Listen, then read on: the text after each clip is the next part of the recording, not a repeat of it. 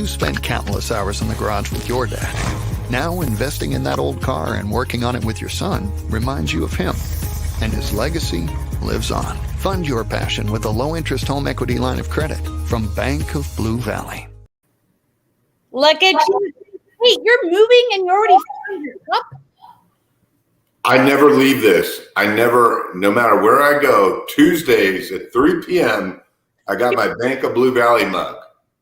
I'm so impressed. Hi, Scott. How are you? Good. Aaron, tell everyone why you look so beautiful and not in Zoom attire. The hair looks so long. It looks great. What did you do to this? I actually did it for once. So actually one of our guests, Thalia Cherry, and she's going to speak about this today, so I'm not going to steal her sunshine. Is that the saying? I don't know. But anyway, she is running Entrepreneurship KC. And so today at Junior Achievement, which, by the way, the new Exchange City inside Junior Achievement, which is so cool, they did a big speaking event, and she invited me to speak next to Lamar Hunt Jr. Yes, and you played a game around a table in a patio of fun things that people don't know about you. And we all gave funny things like, oh, well, I'm a big fan of cooking spaghetti, but with no pasta. And Lamar Hunt Jr. goes, I've seen more games in the NFL than any living owner, maybe with an exception of the owner of the Chicago Bears. But I think I've seen more games than anyone in the world that owns. That's what he said today, too. And the kids were like, whoa. And I was like, oh, now I got to follow that. He was amazing. And Thalia was amazing for inviting me. So I actually had to do makeup and do my hair and get ready. So I thought I'd keep it all on for the show so we could have an amazing show. You're moving. You showed up. So that's your new bathroom, I hear. Well, if we've interviewed both the former mayor and the current mayor from the bathroom, why not do more shows? Also, right below is the Wi-Fi. And on the other side is a little girl with an ear infection that's home today. So I was playing Dr. Daddy today, and we had doctor's appointments, but we found out it was an ear infection. So all good. But, with amazing partners like you that get the show up and running, and with our partners Sean and Felicia and Wendy getting promoted to be the Chief Diversity and Inclusion Officer out of Colorado, and Brent, the new CEO, stepping in, we kind of have a whole team of things going on. And then also, Felicia wanted us to mention, can I jump into it? The mid-year economic webinar that's coming up Tuesday, July 27th. If you're a huge business nerd, they go over everything from labor markets, real estate, construction, consumer spending, international trade, anything you want that's boring. A lot of people in business, it used to be that you could only get to go to these formats at the beginning of the year in January. And so when I first got into business, I was like, where is this bit? But basically people download the economy for you. And so what was once for only CEOs, they're now allowing everyone to attend. And you can go to Bank of Blue Valley's website and sign up. So that is Tuesday, July 27th it says it starts at, it's 1 o'clock if you're Pacific and 12 o'clock Central. That threw me off. I was like, 1 to 12, that's a really long event. But it was the Central Pacific time. Okay, here's the deal. You got to give Julie's your wife. My favorite thing is that you just moved in and she already has your towel holder up for you. It's like she knows you well, right? So that was already here, but I love where your head's at. Well, I just am a big fan of Julie. This is sitting on top of 3 boxes right now. But this is, makeup. I think this is towels. So yeah, we're moving. Well, no time like the present. Let's get to our amazing panel. Speaking of Thalia, she showed up finally. So we're going to bring her out first because ladies first. Let me get the music ready. Are you ready for the music? Ooh, you know it. You already know that I just love sports. Oh, you're all about sports. All right. Our first guest today, ladies first. She might have been last, but she's coming up first. Miss Thalia Cherry. Our next guest is Kevin. And I think I marked it down as David, but he goes by Dave. Dave Williams. And last but certainly not least, Mr. Mike Miller. How did my sports music? Did you guys know that was the Chicago Bulls theme? God's favorite. It was good because usually we play it too loud, but we could hear everyone's name. Well, look, we're learning. We're a year and a half in. We're learning. Yeah. All right, here's the deal. If you are watching, let us know where you're watching from. Let us know if you're on LinkedIn, Facebook, or YouTube. We're on so many places now. And let us know what you do. I want to meet you. This is the best place to network is over here in the comments. And if you have your privacy settings, I can't show your pretty face, but love the mug, Lori says. Oh, Lori, that's my friend. Okay, here we go. Thalia, I know you've been on the show one time. You're only our second ever returning guest, but it was a long time ago. It was over a year ago. So who are you? What do you do? And also, what were you doing today? Wow, that's loaded questions. So I'm Thalia Cherry, CEO of Cherry Company, CEO and founder, and we are a sports clothing merchandise company based here in Kansas City. We love to ideate, and create powerful, different clothes options for people that love sports or just want to go to sports games and events. So that's us. That's about Cherry. And today what we did is we actually, as part of our foundation, we started Entrepreneurship KC. It's for high school students to connect them to entrepreneurs across the Kansas City area to really learn the value and power of an entrepreneurial spirit. And Erin is one of our companies this year that's actually sponsoring young people. What's great and exciting is young people actually work on a problem within the industry or the business that they work with, and they give solutions and strategies on how to solve that problem with a chance to win $5,000 as the end business pitch in their capstone at the very final conclusion of the summer. Thalia, what is the historic part of your store on the plaza? And then give us an update on why you're an expert on everything airports nationwide. Oh, wow. So the historical reference for us is we were the first clothing store on the plaza properties that, as an African-American woman, we're pretty excited about that. That we opened up our retail space at Made in KC last August. We're proud that the store is doing extremely well. And in relation to airports, we are on a multitude of teams in the launching of KCI. And so hopefully we'll find out who the winning teams are in the next couple of months. And then potentially you could be doing business in multiple airports throughout the country as well, right? That is correct. And hopefully that doesn't matter which team wins, but that will transpire and happen for us. And then let's just talk about more stuff you're doing. What clothing line, what sport clothing line did you just roll out? National or? Well, I was going to say the big, it's not, I don't know what they are because I don't know sports. You know what I'm talking about, but it's like a big team. It's not a college team is what I was trying to say. So was it the Kansas City Mavericks hockey? Yeah, hockey. That's what I was going So with. I didn't set it up good because I don't know sports. A full collection for the Kansas City Mavs, and we'll actually have the newer, sophisticated collection in the fall. So look out for that coming here soon. But yeah, for the Kansas City Mavs, they wanted to have a fresh new look and style on all their products to appeal to more diverse audience of just spectators. And so we helped them to create that and launch that a couple of weeks ago, maybe 3 weeks ago. They're really cute. I've seen them on all sorts of social posts and they look really good. So check them out. Where can people get the Mavs? Is that on the plaza? On the plaza, as well as the Lee Summit location in Made in KC, and of course our website, cherrysportsgear.com. Awesome. All right, we're going to hear more about Entrepreneurship KC because I don't think you talked about it enough right now, but we're going to get back to it because it's amazing what you're doing with these kids. But Kevin, who are you? What do you do? And how do you get to Kansas City? Perfect. Yeah, my name is Kevin Brunette. I'm the newest member of my team, but I'm the VP of Client Engagement with Dale Carnegie of Missouri. but my focus is obviously here in Kansas City. And the story of how I got to Kansas City is quite long, so I'll give the brief details. I'm actually originally from Chicago, so thank you for the Chicago Bulls intro song. I actually spent the last 11 years in the wine industry. I started in Chicago, took over the Kansas City region, built a team, hired people out here in Kansas City. And then, COVID happened and I had such loyalty to the company. I actually had a previous job offer, but decided to stay with the company to stick it out. Left them in a good position and decided to make the change for professional development with Dale Carnegie. So we worked with a bunch of businesses here in Kansas City to really help develop those leadership skills.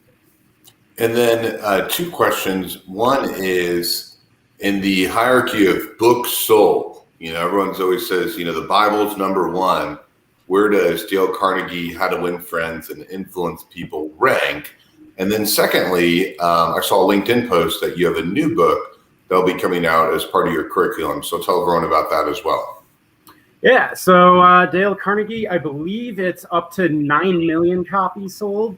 They're still doing about 200,000 copies a month being sold. So pretty impressive. It's been on the bestseller list multiple times. The new book, I'm actually not hugely familiar with it yet because I am newer to the company. I just saw that we are coming out with a new book, so I'm definitely and suggest we all take a look at that and learn a little bit more about it. And who is your favorite all-time, I know no sports except for this one thing, who is your favorite all-time Chicago Bulls player? Obviously, Michael Jordan. Obviously. What about Dennis Rodman? Dennis Rodman was a lot of fun. He's my favorite. I like the crazy, I think. Absolutely.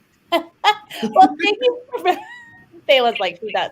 We actually have a Dennis Rodman Award at my company. It's always for the set. Like, it's not for sales team. When we have a sales team, we don't have a sales team for a long time, but it's always for this, like, the best, like, person that's doing the behind the scenes work.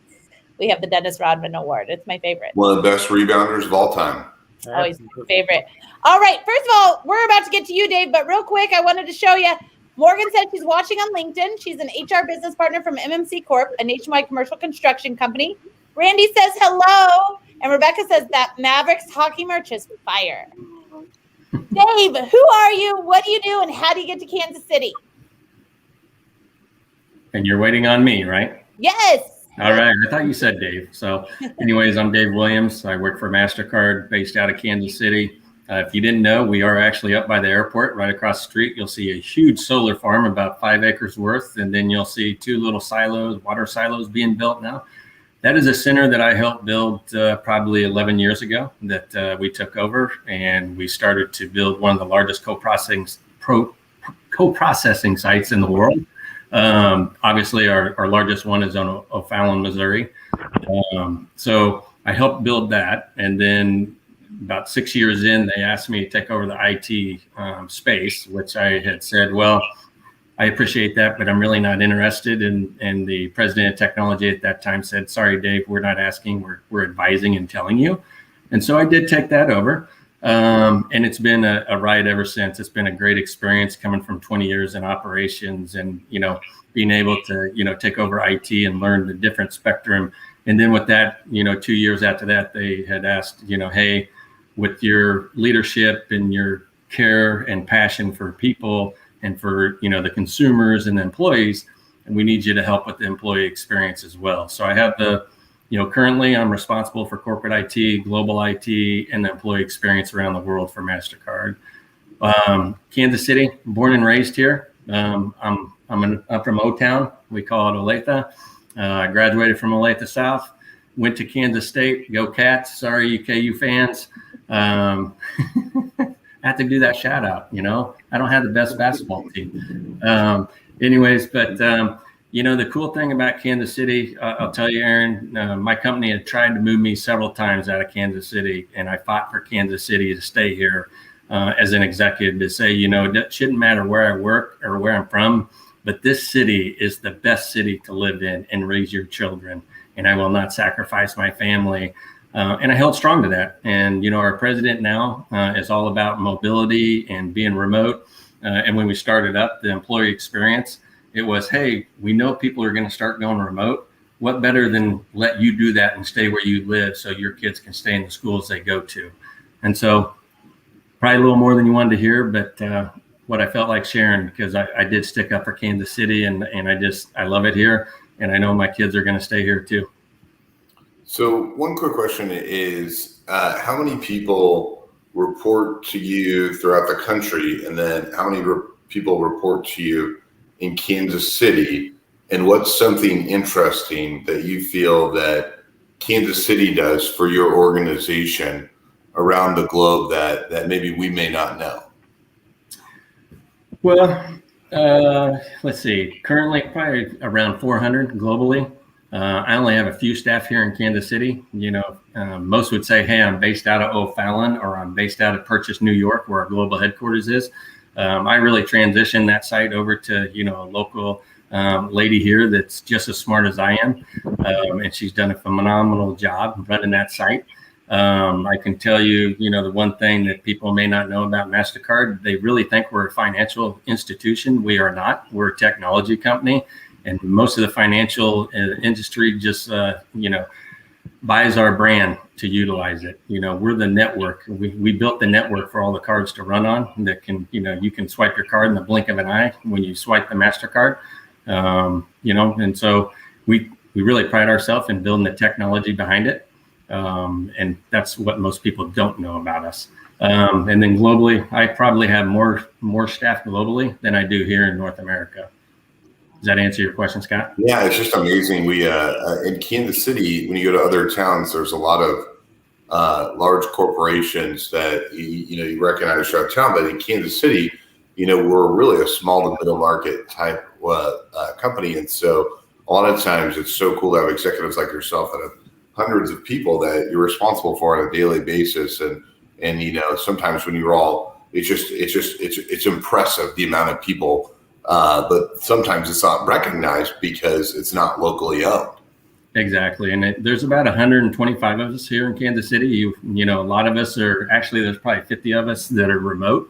I think most would, it's cool because I was just in Arlington, Virginia, because we were prepping for return to office and then getting ready to go to New York, just to, everybody else says, hey, Dave, where are you from? And I say, Kansas City. I'm on the Kansas side, but I've also got employees on the Missouri side, but we're based out of Kansas City, Missouri, up by the airport. So it's always, hey, where are you from? Where are you located? Where do you work out of? And, so it's pretty cool because a lot of people are like, oh yeah, you're smack dab in the middle of the United States. And hey, did you know we have the second largest co-processing site in the world? And most of the employees don't even know that. So. Well, to be really honest, when I pulled up names of who was going to be on the show this week, I was like, is it really Mastercard? Is he really in Kansas City? This is a Kansas City-based show. So I didn't know that either. But look, you've already got some Very people. cool. Yeah, go Cats. So, well, thank you so much for joining us. You're getting questions. So we're going to come back to some of these questions because people are definitely interested. I think a lot of people are probably learning that Mastercard has some facilities here. So I had no idea. I really appreciate you joining us. All right, Mike, listen, usually people leave the compliments till somebody actually talks first. But Connor's already saying that you helped him make a tough decision about changing jobs, and he can't thank you enough. He's looking forward to reading First Habits Win. So now you already got compliments over here. Tell people who you are, what you do, and how you get to Kansas City. Well, first of all, thank you guys for having me on. My name is Mike Miller. I'm Chief Operating Officer for Advisors Excel based out of Topeka, Kansas. Advisors Excel serves independent advisors across the country with a number of different services. We provide product access. We've got an asset management platform for other registered investment advisory firms, or they can license under us as well. We do a lot in the way of back office operations for these individual teams and a real focus on growing their business and helping them market and create their brand. So we co-host radio shows across the country out of Kansas here, out of our office in Topeka. We also co-host TV shows. We're just kind of getting the TV studio up and running now, but we bring advisors in to tape those things as well. help them with compliance, with billing their clients, things like that. So we're kind of the name behind a lot of individual independent advisors across the country. Mike, before you dive, but wait, did I cut you off? No, you're good. So before you dive into your book, one thing that I think is kind of cool, how long ago was the company started? Then when did you start there? How many employees were there when you started? And then what are you at today? Okay. So the company started in 2005. 3 guys in their 20s basically leveraged everything they had, took second mortgages and stuff, and started this business. And it's a heck of a growth story. I came on 8 years ago, almost exactly 8 years ago today. I was around number 190 as far as employees go, and today we're over 700. Nice. Yeah. It's a growth business for sure.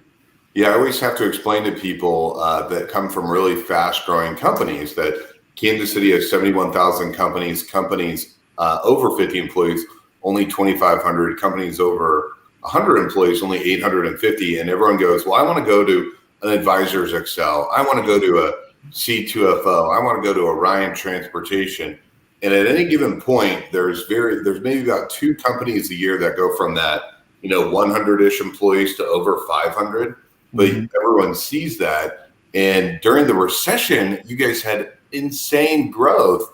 And so everyone from Kansas City was like, how do I get to Advisors Excel? How are they in Topeka? And some of your marketing videos, Aaron would love to watch because you guys have attracted a lot of talent throughout the country. So how is that going? Well, let's not talk about that. Great growth story. Tell us about your book. Yeah, so that's kind of the professional side. My personal side is I'm really focused on financial literacy and teaching mainly children about how to manage money.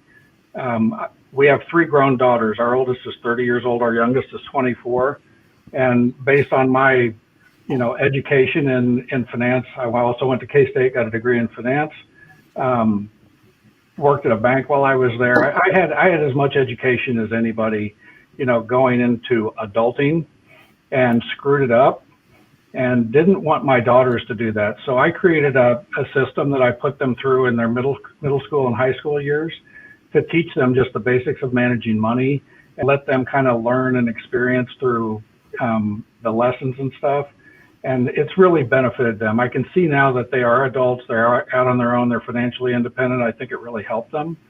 And, just with the money can be such a core cause of problems in people's lives, everything from marital problems to depression to, any number of things. But it's one thing that we really don't teach. And I don't think we even teach as parents very well. So I just released a book 3 weeks ago called First Habits Win.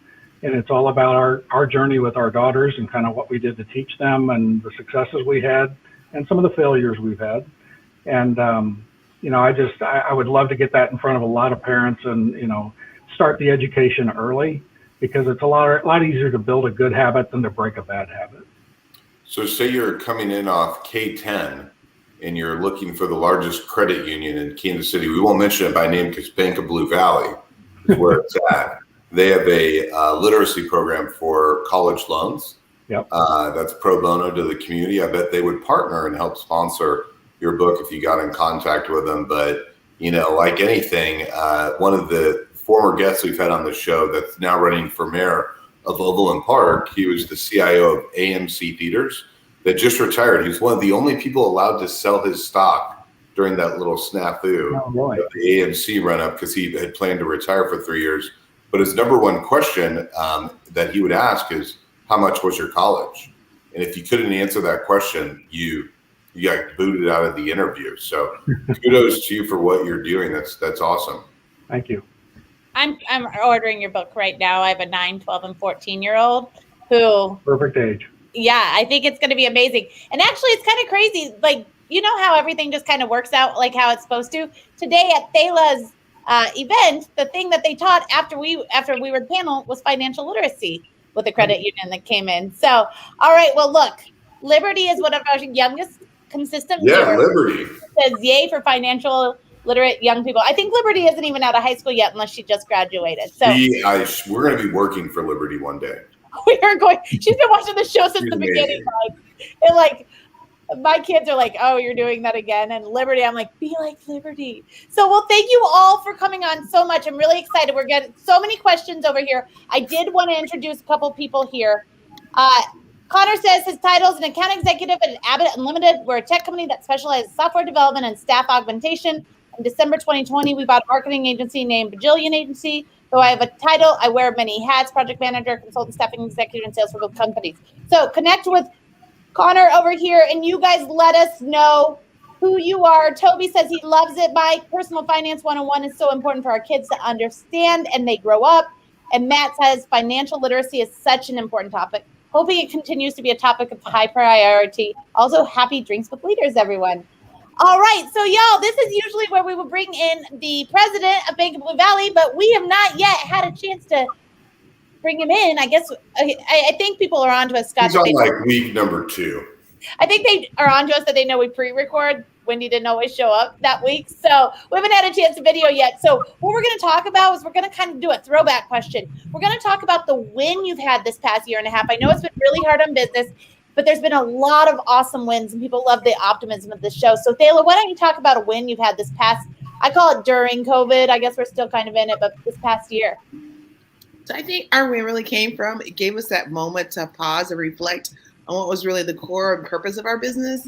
And then it just really helped us to reshape and redefine the direction we wanted to take our company. It just put really good strategy. It was just really important too, and us actually expanding into the retail market. So that was a huge win in COVID, considering most people were not in the process or able to do that. And so we were opened up in 2 spaces of retail locations.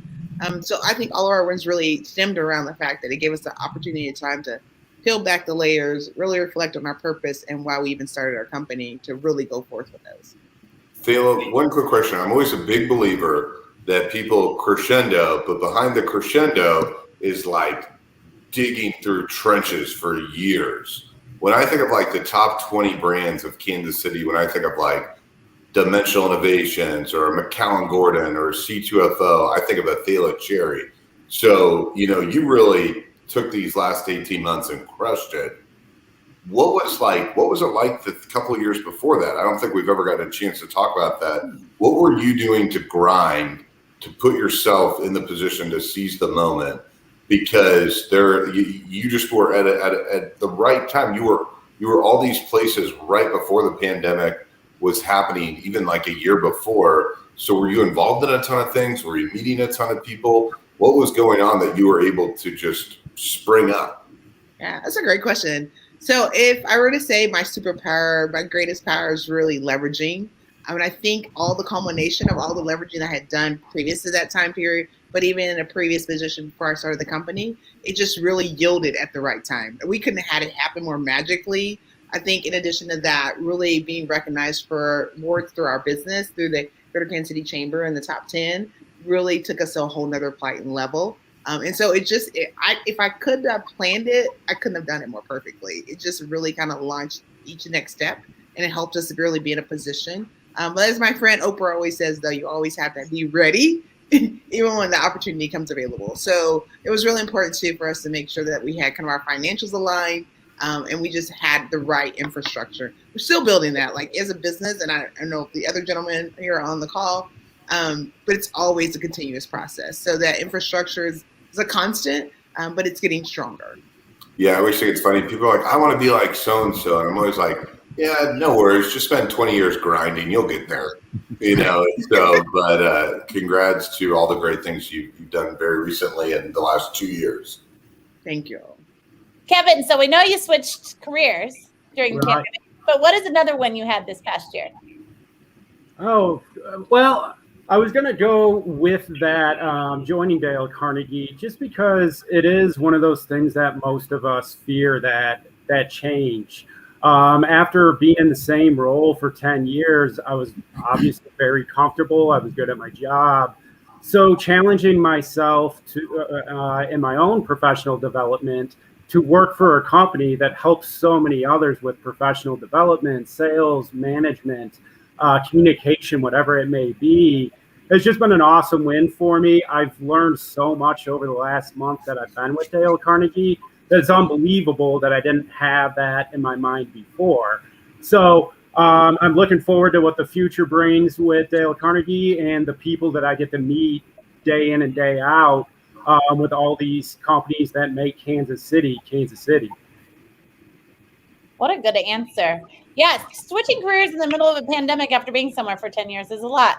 I would say that's a big risk. We were talking about risk and reward today with Thalia. So I'm glad that it's working out. It sounds exciting to see where you go there. All right, Dave. First of all, I have to tell you, I live in a neighborhood over here in Olathe School District, where Overland Park address.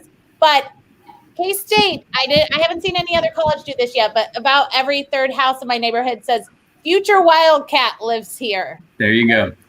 They're going harder on their marketing right now. I've got one at K-State. I've got one at Drury that wrestles. So, I mean, call out for Missouri school. There you go. There you go. What is a big win you've had this past year? Yeah.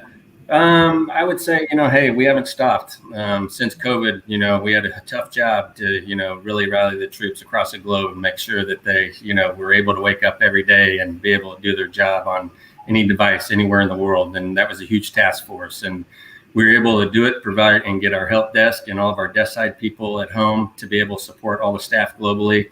And we were able to keep a 95% success rate. In the meantime, we were also able to, go through a major RFP so that I could switch providers after we came out of the pandemic.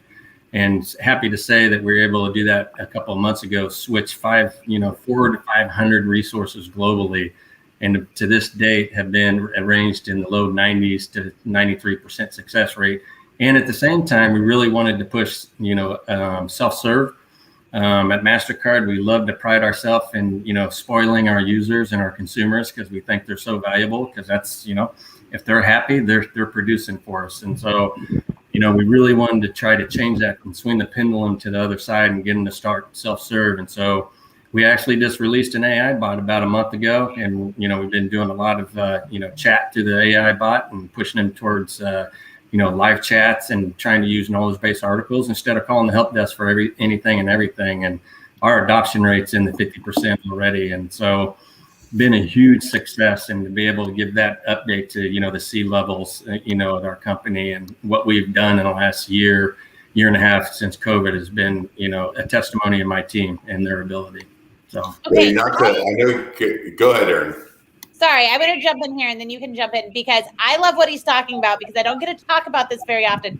I love chatbots like nobody's business because I love how you're saying self-serve. I've never really heard it said like that, but I think we've taught everybody to do everything online. And yet, especially in small business, obviously you're in large business, but we have a lot of small businesses that watch this. We expect them to still pick up their phone and call us or still ask questions through an email. We added a chatbot about a year and a half ago, and it changed. Our sales went we don't even have a sales team, and our sales went way up, right? Because they got all their answers. So was this new for Mastercard? Was that just something you guys added this past year, or did you just make it more robust?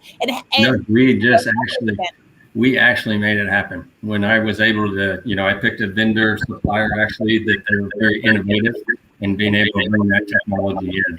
So it's ours. We're the first one in IT, to be able to do it. And we don't have them really internal to the company. So we have them external for our customers, but yeah. Have you ever tried to call Amazon lately?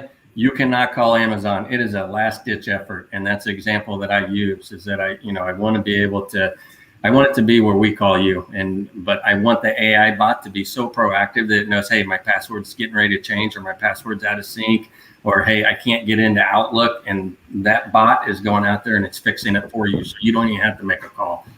That's where we want to head in the next 6 months to a year. And that's what we're working on now. So we just externally.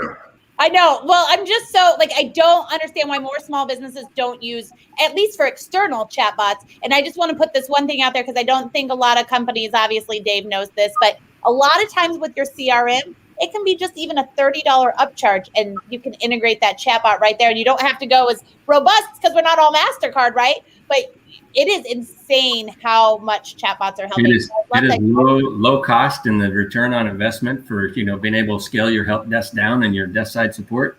It speaks volumes in the return on investment after a year or two. I don't want to embarrass anyone financially, so I'm not going to say their name. but there was a company here in Kansas City that grew from like 3 employees to over 150 within a 2-year period. But because they hadn't been in business for 3 years before they sold, they were not in any awards, they were not in any press, but a 31-year-old and a 34-year-old sold a company for over 100 million for doing chatbots through services. So like plumbing, AC and cooling, orthodontics. So basically when you go to a website, you're not there for fun. You know, your toilet broke right over here, or you need to get braces, and they had an increase of 10% conversion to the website. Well, 10% of people going to your website you converted into clients is insane. And so I think Aaron and I were blown away that we're talking to a gentleman that helped bring a global company to that point. You would think that had already been done. Yeah. Well, I think a lot of people get scared that it's a robot and it's actually going to take over their job, and that's not what we communicate. You know, every user, consumer in our company is valuable to our brand, and it's more of just telling them, hey, this is to make your job easier so that you can do more strategic and roadmap things, and so that we can get better at supporting our employees. I was just going to say those internal ones, I could almost see, it's almost like you don't want to ever go up against HR, and I could see a little bit of pushback with HR, but it sounds like you rolled it out well, right? So that's an awesome win. Good job. Thanks for letting me talk about chatbots. I love them so much. Mike, what's a win that you've had this past year? There's been so many wins. I mean, I think people really just kind of rose to the challenge with COVID and working from home. We're a very, office-centric company. We work in teams and really pride ourselves on our culture. But I think the one thing that I saw that was probably the biggest win was how well each employee supported the other and kind of supported their teams. People were reaching out to each other. So in the early days when we sent everybody remote, they were reaching out, making sure that the tech worked and they were, able to do their jobs. But that then really turned into people checking on how well, they were doing, and just, with the isolation and with some of the issues and stuff around daycare and just everything everybody had this last year. I don't know, just seeing the support level that everybody was providing to their teams and each other was, I think, a huge win in my mind. Did you write your book pre-pandemic or during the pandemic? I'll be real honest. I started writing this book 10 years ago, and I've started and not finished about 40 times. And I just decided with the pandemic, I might as well make good use of the time. And so that's when I kind of went all in and finished it and got it published. I love it. We actually had Les Brown, the international speaker, on our show earlier he was the last show of 2020. And he did the same thing. He started a book 10 years ago and finished it during the pandemic. So Yeah. It must have been that it all worked out, right? Well, I love that. So are you guys still working from home? Are you hybrid? What are you guys doing? No, we actually, we're back to 100% now. Right after Memorial Day, we brought everybody back in. But honestly, we've been probably at 75% plus for most of the year. We let people come back as they were comfortable and as they, were able to get their situations to where it made sense for them to come back to work. I personally have been in the office, all but about 3 or 4 weeks this whole time. Now, of course, the office has been empty, but it was just a better work environment for me. And so we let people, work where they were most comfortable, where the environment was conducive to them. And, we put up like plexiglass barriers where people were closer together and things like that. And they were in the office, did a number of things to keep people safe and comfortable, and it's worked out really well. Why have I feel like that's, do you feel like because you're in Topeka, maybe that there's a sense of community that brings people to the office, like something more? Because I feel like in Kansas City, with people that are in a similar type of workforce, don't have that 75% metric, maybe like less than 50%. I think the Business Journal has done a wonderful job, keeping a pulse on that. What do you feel is kind of your secret sauce? Because I'm assuming it's a little optional, but people are choosing to come in. Why do you feel that you're able to do that? Well, I think it's just the population density. I talk to a lot of folks on the coast, and especially up in the Northeast, and they're not coming back to work this year. And a lot of them are, going to more of a remote work strategy. But, I think a lot of it has to do specifically with the company and the culture and just the support and camaraderie. People miss that when they're away, and you just don't get it via these screens.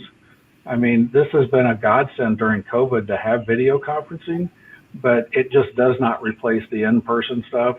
It doesn't replace the one-off conversations you have at the coffee pot and stuff like that. And, I think people miss that. So we have made it, up to the employee as to whether they're comfortable and whether they've got a good work environment at home or whether they want to come back. But we've really had a lot of people just itching to get back and, be with their teams.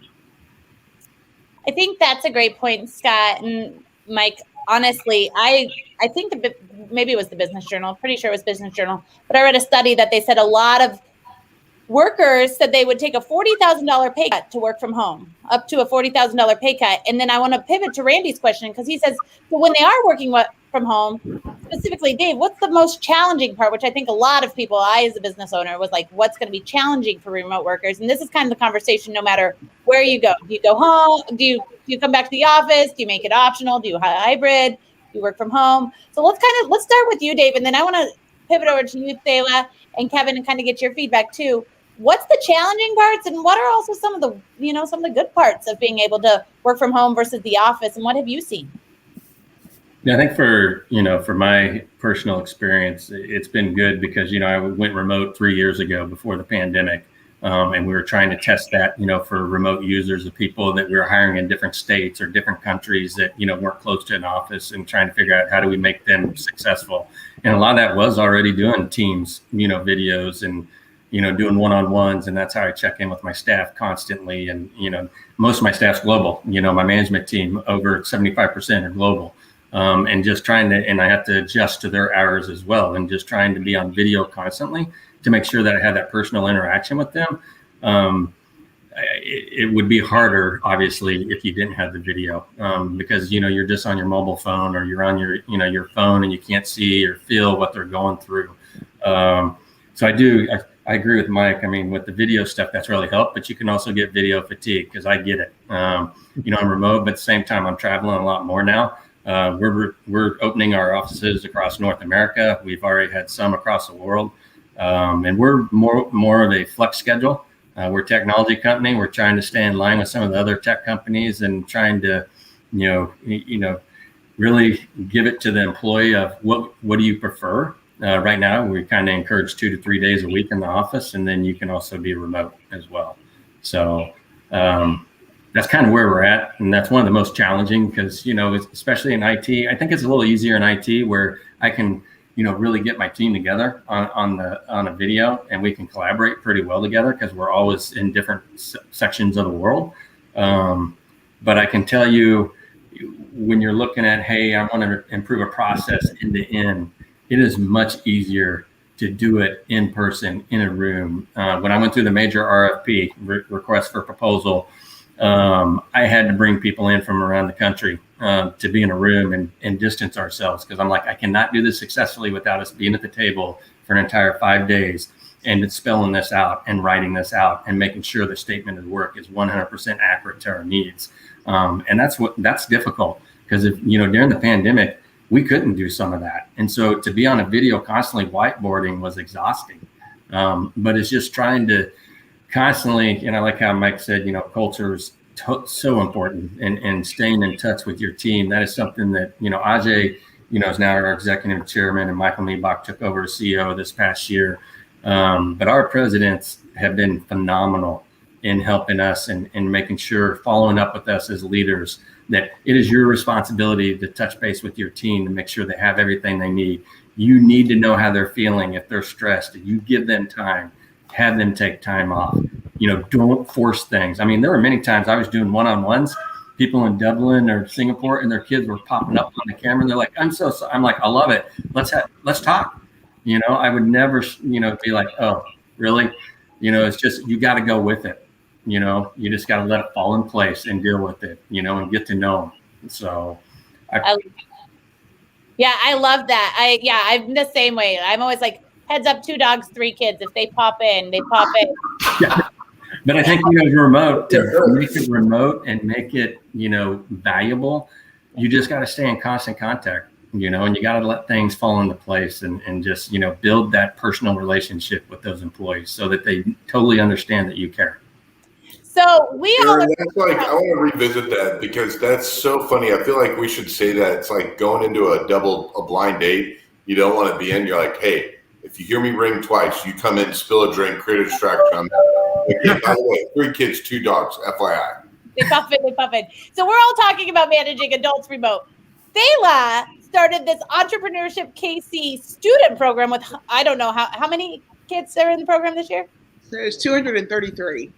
And today was your first in-person event, but you've been doing it all online. So kind of talk about the difference on those and how you see that going forward. Yeah, so we actually launched last year. And it was really exciting for us because at a time where most of the school systems really were just having havoc around just technology and the integration, it was so helpful for young people to have that resource and activity in the summer where they could really connect to other young people in the community. And so for us, through Entrepreneurship KC, what's been vital, I think, is the ability to connect to not only businesses that are in the local community, but outside of our communities, particularly areas that are unique to different kind of industries. And then just the opportunity for, I don't think this would happen. I think it's very purposeful in the way we do it. But young people that live on the Kansas side or the Missouri side, those opportunities of them connecting and building relationships would never have happened if that wouldn't transpire through the program.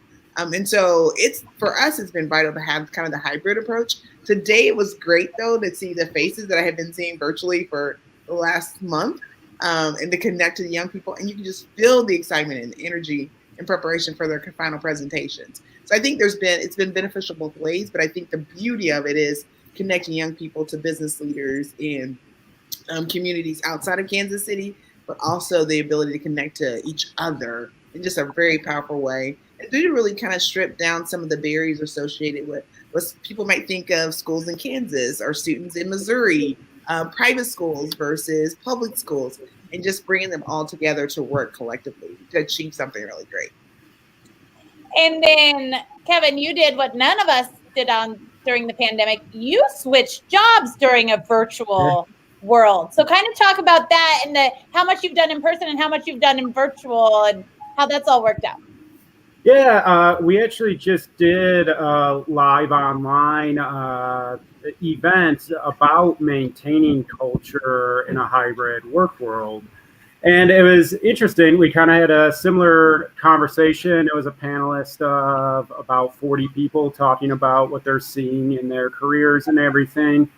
And one of the big things everybody brought up was the formality of just having those simple conversations that you would have in the office. The, hey, where do I find this in our CRM type stuff? To have to schedule a meeting to be able to do it, opposed to just turning around and talking to who's ever next to you.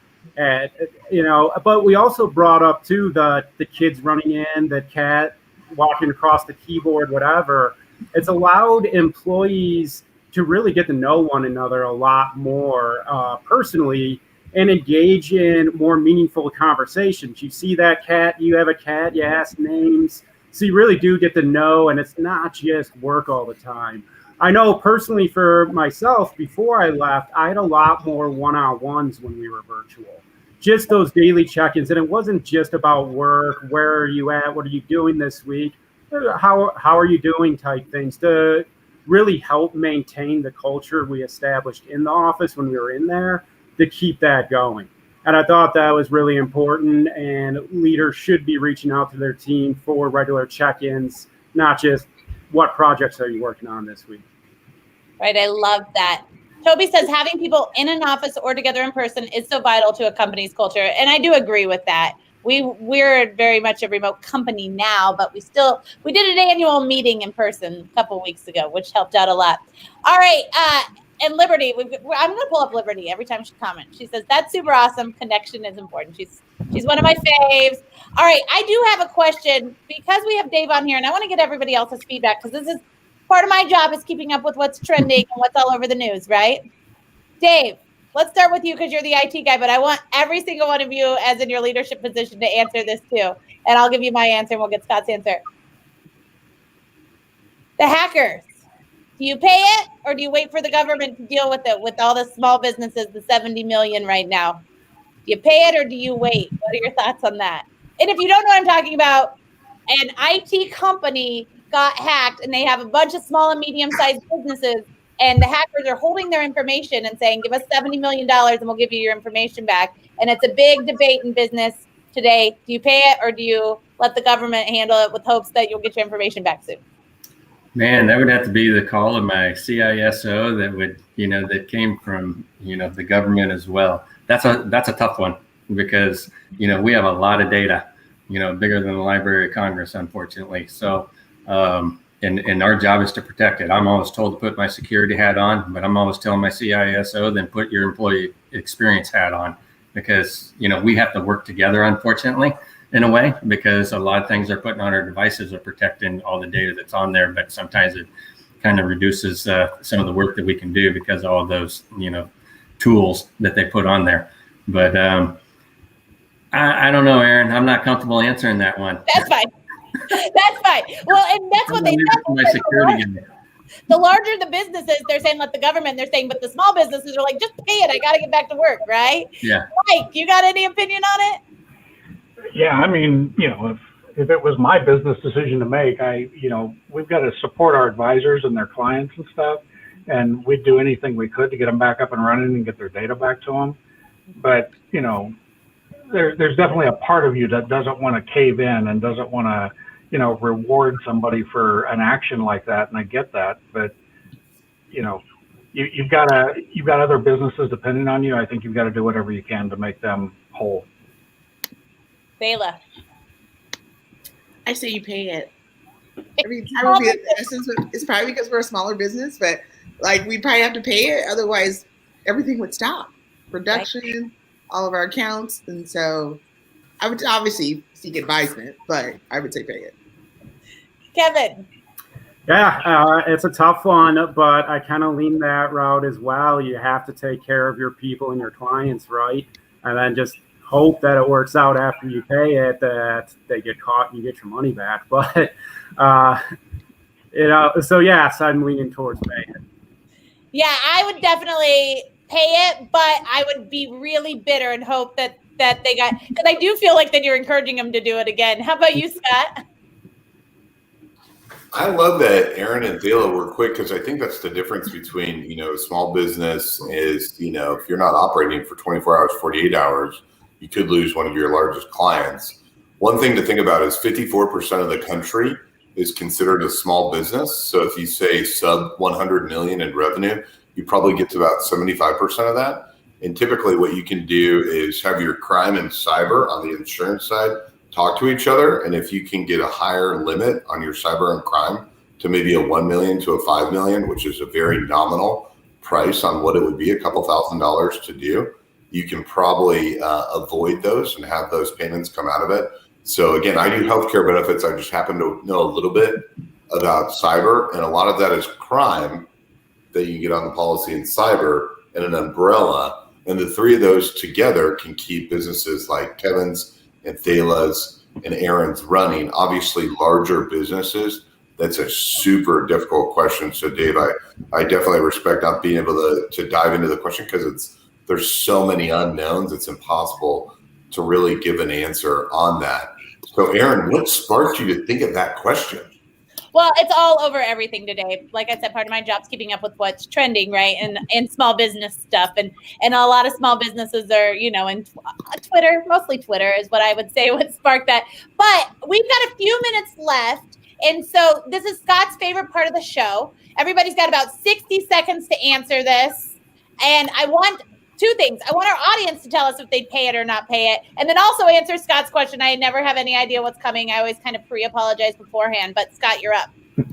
So a lot of things we do crash and burn. So this will be an easy one. So I'm not experimenting a ton. But I do want to give a shout out. I know Aaron will talk about some of the audience members, but we have some new audience members specifically that are mentioning what they do for a living.